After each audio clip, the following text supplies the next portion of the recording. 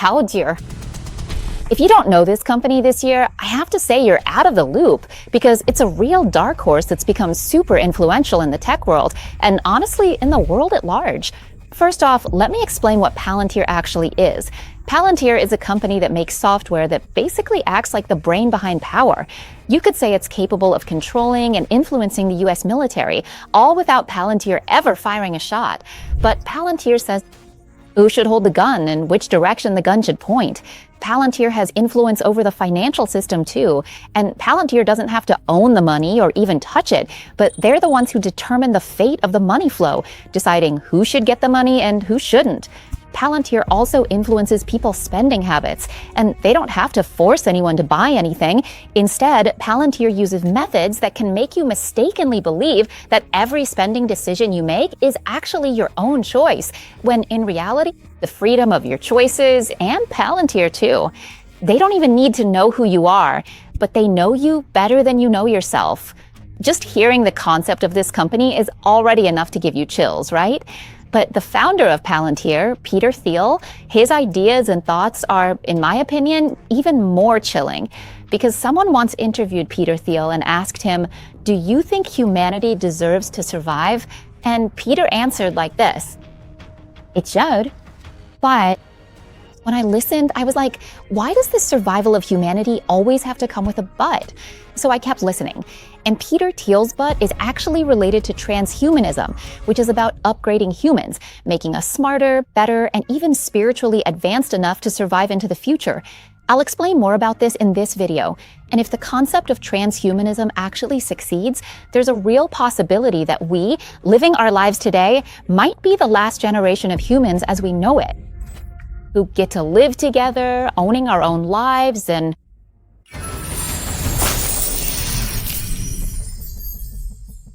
support the Sci Money Monster channel so we can make whatever content the channel owner wants, even if it's a little out there. But it's so much fun, and you'll learn something too. Just scan this QR code. That way, our team can keep going sustainably. Or you can support the Sci Money Monster channel easily by dropping a comment to chat with us, hitting like, sharing, or saving the video to watch later. And most importantly, please don't forget to subscribe, so next time we upload a new clip, we'll get to see you again. Thank you! I want to share my own experience first. I'm someone who feels like I've made a lot of dumb decisions in my life. For example, I've made reckless investments that wiped out my entire portfolio. I've done that. I've made my mom cry. I've done that too. I've made my friends upset. I've done that as well. Or if it's someone who's older or has more power than me, their foolish or wrong decisions could cause even bigger damage, like damage at the organizational level, not having money to pay off debts, or even damage at the national level. The consequences for those kinds of mistakes can be even more severe. The consequences are different. It could be that you get people mad at you, go broke, end up in jail, or face even harsher penalties. But the most important thing is, no matter what happens, at the very least, everyone knows that whether the decision was stupid or made for whatever deep reason, it was our own decision, not someone else's. But if this world were to give rise to a species that never had the chance to make any stupid decisions, never had the possibility to do anything immoral, do you think that species would still want a living being like humans who can make mistakes all the time to continue to exist? This question is actually pretty similar to one that Peter Thiel was asked on a show. Peter Thiel was asked, "What do you think about humanity should continue to exist?" And Peter Thiel answered like this: "Yes, okay, yeah," he said, we should continue to exist. But why does there have to be a but? Why does the survival of humanity, which means all of us, everyone in the world who is born as a human on this planet, why does our survival have to come with conditions? After watching that, I was like, hey, I need to find an answer. I really want to know if there are other ideas out there about why the survival of humanity has to come with conditions, why it has to be that way. Some people benefit and others lose out, right? Then I came across this idea that, yeah, that's really how it is. Because if it actually succeeds, there will be a group of people who are able to extract all the benefits in a way that's never happened before in history. And there will be another group who get all their resources drained away, left with nothing. And this is what makes the word equality turn into just a word from some strange fairy tale? I'll tell you more about it in a bit. Some people might say, why does it matter? That's just Peter Thiel's opinion. Who is Peter Thiel anyway? It's just one person's opinion, right? So I think I should first explain who Peter Thiel is and what his company, Palantir, is all about. How deep, wide, and tightly their influence reaches in this world, why Peter Thiel's opinions about the survival of humanity or transhumanism, it's not just one person's opinion, because his opinions carry a lot of weight and have a significant influence on the world. Let me tell you first about Palantir, who they are, how they started, and what they can do. Palantir was founded after the 9/11 attacks in the United States. Remember that? That event led to a lot of questions being raised about U.S. security agencies. Like, how could this happen when you have all this information? Why couldn't you connect the dots to predict this? And why couldn't you prevent it? At that time, agencies like the CIA, NSA, and FBI were all heavily criticized. Palantir is a company that came in after that. Fix this pain point. What Palantir does is change the way the government views people as a whole system. Palantir gathers big data, that is millions and millions of scattered pieces of information, collects them all together, and then links them between people, events, and networks. This allows them to see patterns that humans might not be able to see on their own. Actually, they really can't see them. And once you can see those patterns, right, you can also because they can predict risks before they happen. Simply put, Palantir's goal isn't to chase down criminals, but to make it so that bad actors have nowhere to hide. And Palantir doesn't ask the question, who is the criminal? Not at all. Because if you ask, who is the criminal? That means the incident has already happened, right? What Palantir asks is, who could potentially be the criminal? And that question is the question that gets asked before anything happens. Palantir actually has a number of significant achievements, though, to be honest, they never officially announced that those were their accomplishments. But once, Alex Karp, the CEO of Palantir, was asked by the media, hey, Alex Karp, was Palantir involved in the capture and killing of Osama bin Laden? And the response he gave was kind of like, yeah, it's very likely. Our company helped the track and shallows monthly that race save to the change the painting on the country and value that the some health my company wisdom valve meang search. Next, when it comes to deep power, we have to ask, what exactly does Palantir sell? Some people might think, wait, does Palantir sell AI chatbots or cloud services or what kind of software? Well, Palantir sells software that transforms data into decision-making power. What Palantir does is take data from surveillance and process it. Surveillance from what, you ask? From every single channel where you enter your information, from every document you fill out, from every line of chat, from every photo, every short video and stories or timelines, from every financial transaction, from every shopping purchase you make, from every time you visit the doctor, from every station you check in at, from every complaint you file, literally everything. Because in today's world, nowadays, surveillance, or what they call surveillance, is actually a business model on the internet. Companies refer to it as marketing. Yes, marketing. And marketing that uses Palantir services as a tool, they're not doing it just to persuade you, they're doing it to control you. Marketers who have Palantir as their tool, there's a very high chance that they know their target audience extremely well. They know you better than you know yourself. So this deep power of Palantir generates massive revenue for the companies that hire Palantir. And with Palantir's ability to help companies make huge, tangible profits you can really see, it's no wonder Palantir has experienced such tremendous growth. Let's take a look at Palantir's financial statements. You'll see that Palantir's revenue for the third quarter of 2025 grew year on year by 121%, reaching $396.7 million. That's the revenue from private companies. As for revenue from the government, which is a major, stable, and long-term source of income for Palantir, it grew by 77% year on year. This resulted in Palantir's total revenue for the third quarter increasing by 63% year on year.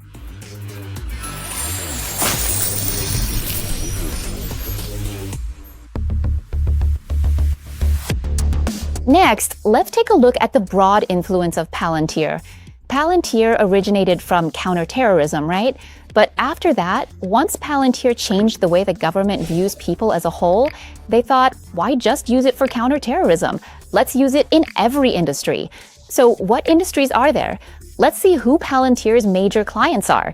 Starting with the Department of Defense, where Palantir acts as a kind of the central brain on the battlefield. Here's an example.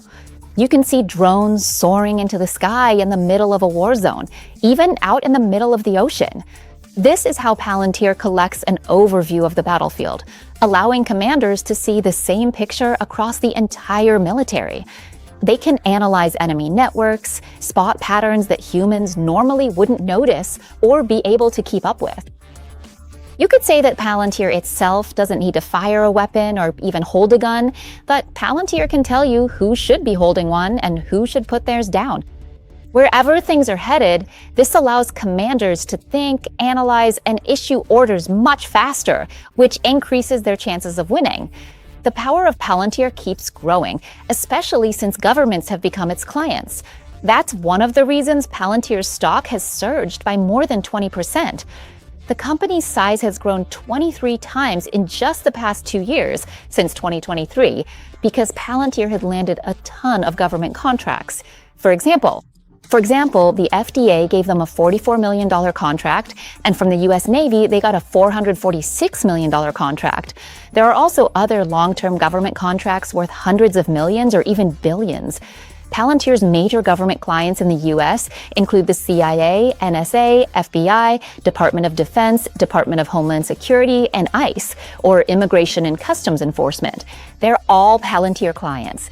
And besides government clients, Palantir also operates in every industry.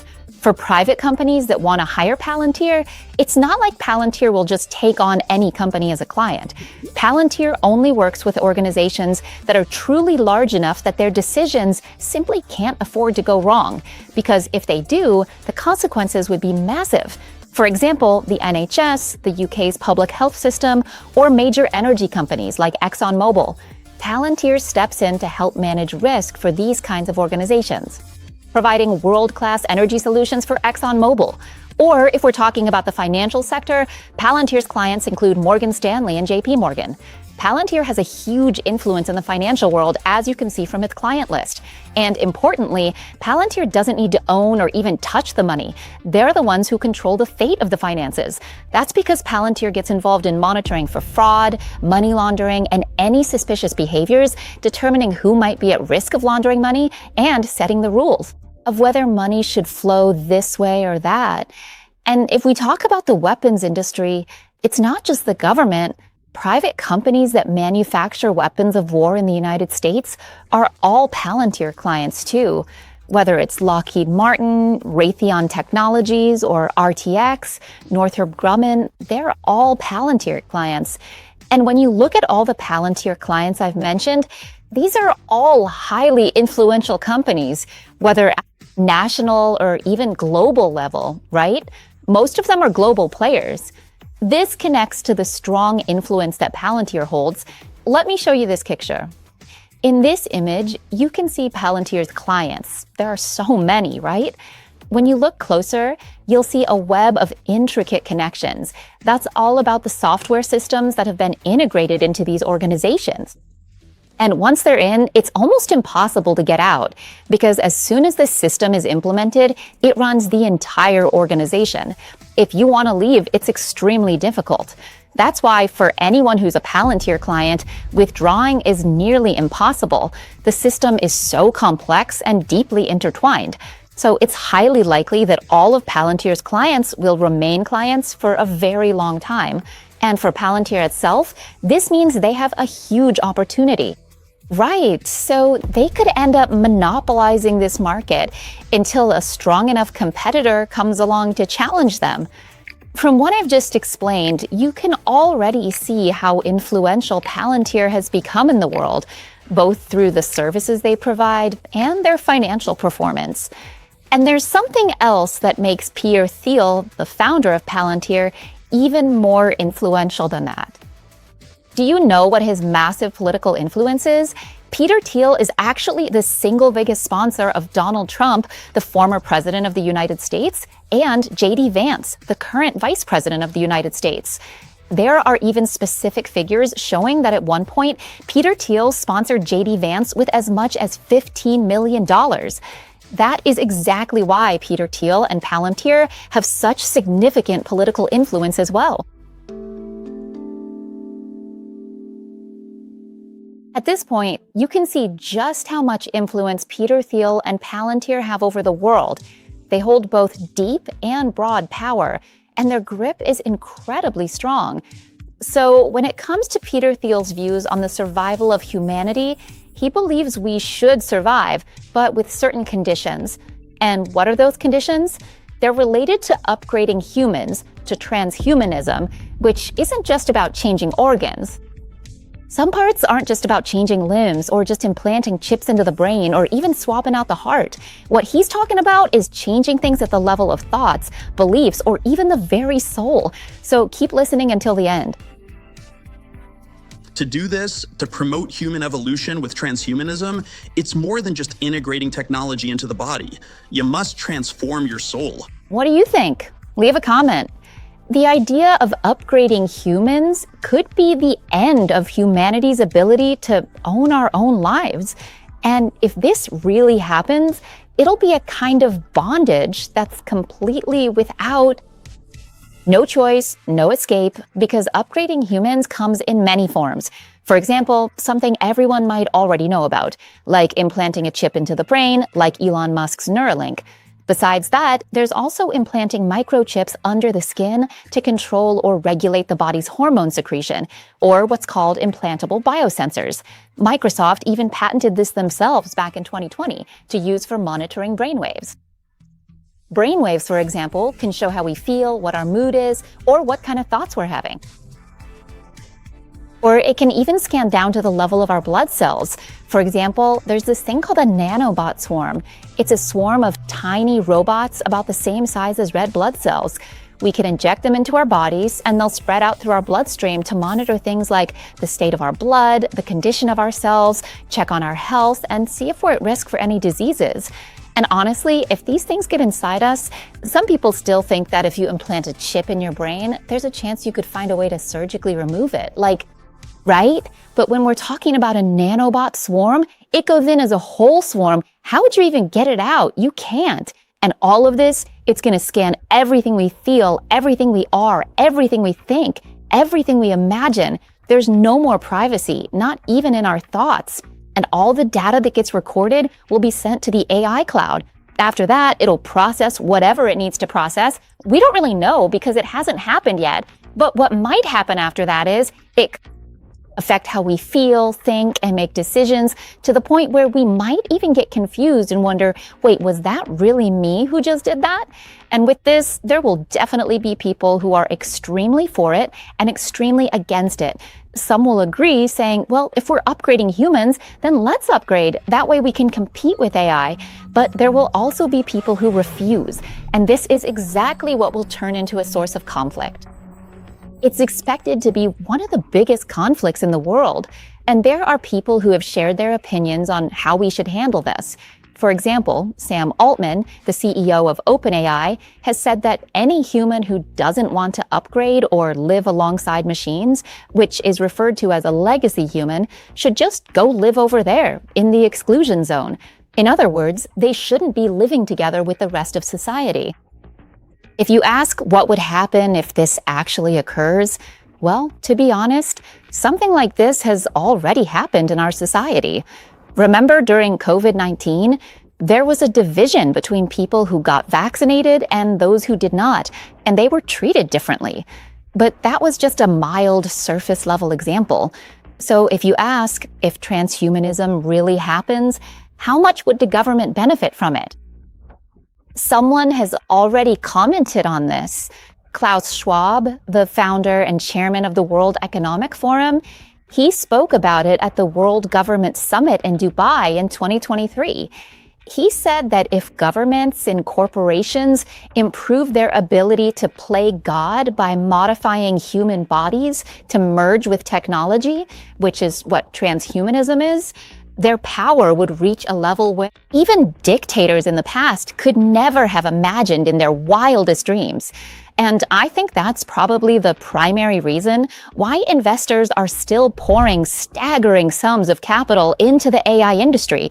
Because if what AI is capable of truly comes to fruition, it will become an entirely new way to extract resources from the global population to an unprecedented extent in history. So, understandably, it seems like a very worthwhile investment. If you ask whether it's possible or how likely it is, just look at who's driving all of this. It's the governments of major countries. The owners of tech companies who have power.